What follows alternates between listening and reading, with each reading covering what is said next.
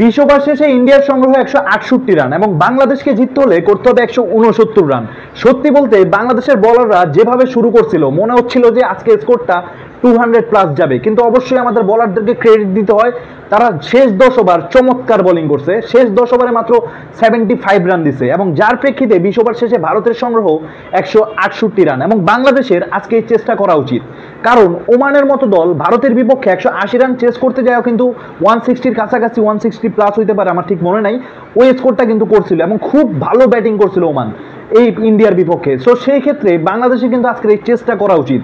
169 run এটা কিন্তু আহামরি কোনো টার্গেট না বর্তমান টি-20-তে, এবং বাংলাদেশের সে সামর্থ্য আছে চেস করা।